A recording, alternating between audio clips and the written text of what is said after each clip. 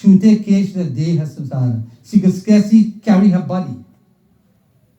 Now, we know that situation. We have seen people, when their loved one die, they lose all their power, their strength, because of the high emotions that they emit. They begin to cry and, lament and all this type of thing.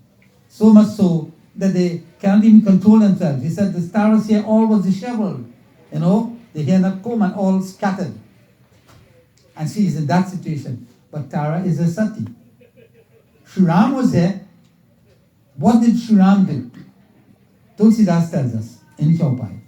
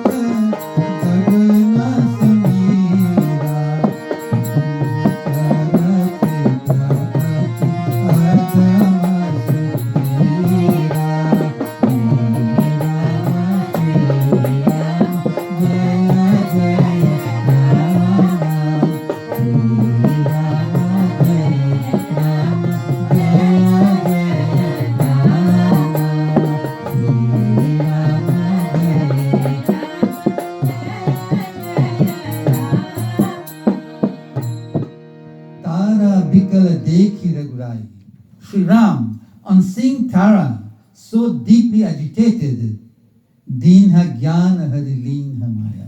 Deen ha gyan. He went and gave her that knowledge, that type of knowledge which enlightened her to disperse her delusion. Leen her maya. Maya is this delusion. Now sometimes, no matter how far we reach in terms of spiritual development, sometimes the little things ruffle our minds. And even though she was a sati and she had reached that stage, her mind was ruffled at that point in time.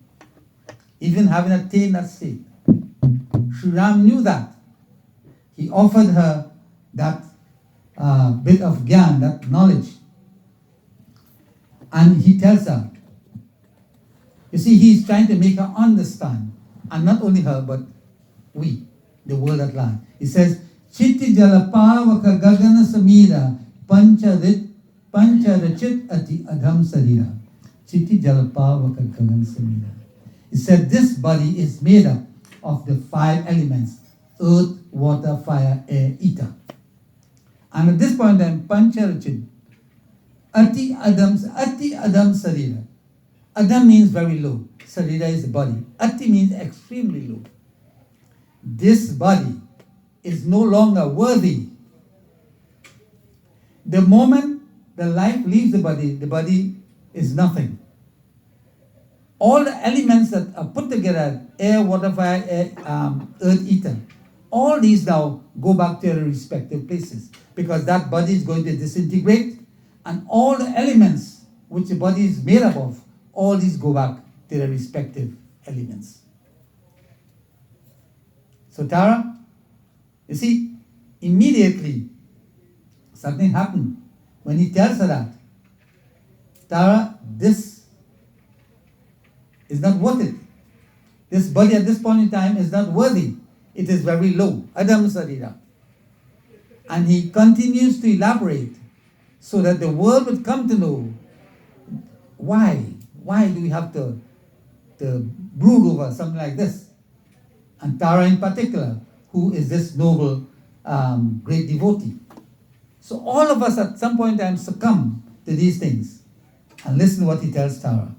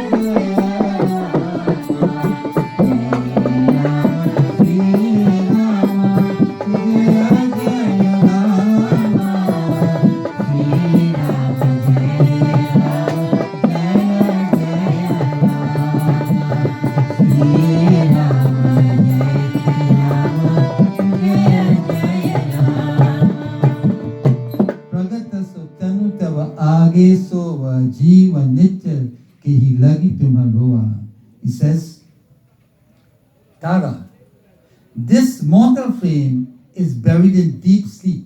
It is before your eyes. There is nothing that you could do to reawaken that, to re-energize that body. There is no way. So, he asks, Jiva nitya kahi lagi tumalua. He says, the soul, which is imperishable, has left. And he asks the question, Kehi lagi tumalua, then why are you crying?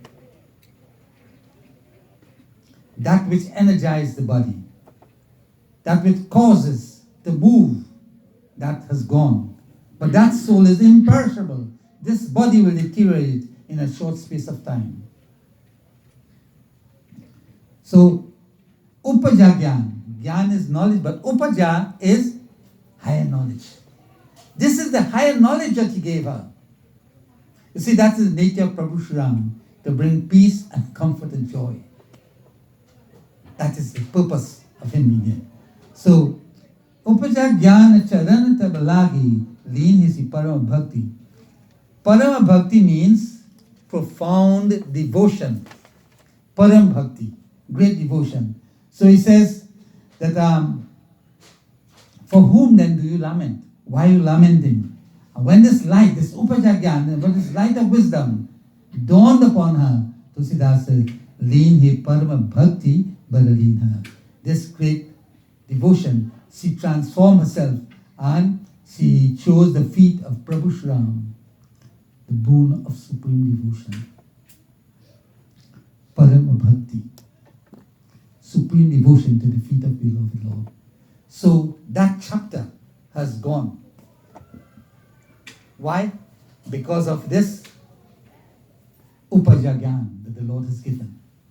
When he gave that knowledge, then she realized there's no point in brooding over this. There's nothing that you could reverse. You can't reverse the situation. You can't change the situation. You can't do anything about the situation. There's only one thing. You have to get rid of the body. So that is the knowledge. And that is what happens. When in a home there is difficulty, when difficulty